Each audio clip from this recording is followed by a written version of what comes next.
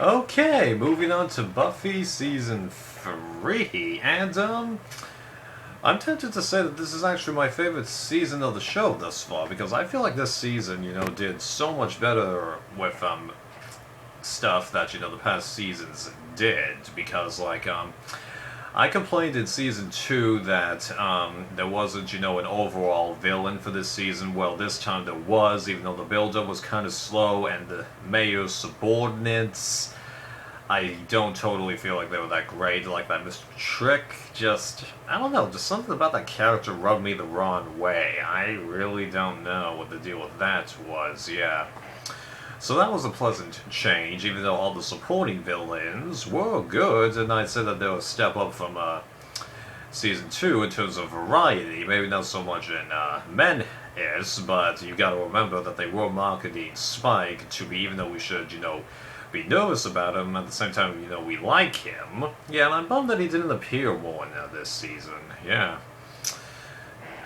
But then, all the romantic discussions that go on between the characters, Buffy Angel, Xander Cordelia, Willow Oz, Willow and Xander, yeah, it was just better this time. You got the idea that they handled it better, were more mature, or in Cordelia's case, explosive, but that actually gave her more justification, because as I said in my Season 2 review, I didn't really buy, the attraction between these two, and the only real issue I have with all these romantic discussions is the fact that Xander, doesn't totally make up his mind throughout the season, because at the beginning, he's like, I'm not too sure that I really want to go back with Cordelia, even though he out loud says, yeah, I want to be with her. Then he decides to be with her, but then recognizes that he actually, is definitively, either attracted or has feelings for Will. Then they try to do something, but they're like, no, we can't betray our current partners, but I never really got the idea that he got a firm resolution. Willow, I feel like she did, which was kind of surprising, because she did indicate, for quite a while that she would have liked to have been with Xander, but she convinced me enough that she, had made her decision, and she obviously does definitely still care for Xander, given how long they've known each other, so while it was a bit of a surprise and a disappointment that they didn't end up together, I feel like, they tried enough here, yeah. And then all the Buffy and Angel discussions, those were, deep stuff that they had. Oh, sure, they mentioned some of it in Season 2, but here I just felt like they were more mature about it. Especially, towards the end, where the Angel recognizes that, he seems to keep causing problems for Buffy, and that the best thing he could do is leave. But also, Buffy, she got, more mature towards the end, talking about what she'd like to do after graduation, both as a slayer and as a normal person, and then, how she starts standing up to, the supposed idea of the council, because she and Giles, finally have an experience with dealing with all these supernatural entities, for lack of a better term.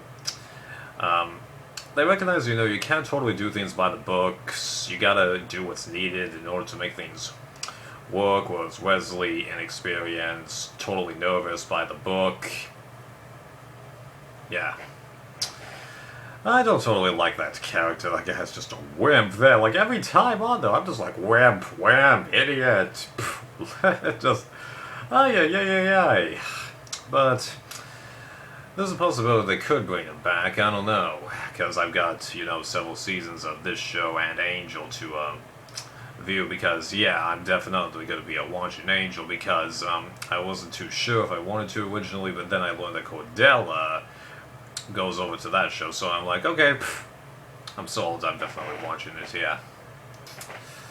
Okay, anything else to mention? Oh, and I like how this season wasn't afraid, to show episodes primarily focusing on people other than Buffy, because, we had that Xander episode, then we had, Angel having those nightmares, and then we had Faith's story arc. Yeah, that was a good thing to do with her character, because, I'm sure she is immature, but when you think about it, isn't everyone else, except perhaps Giles?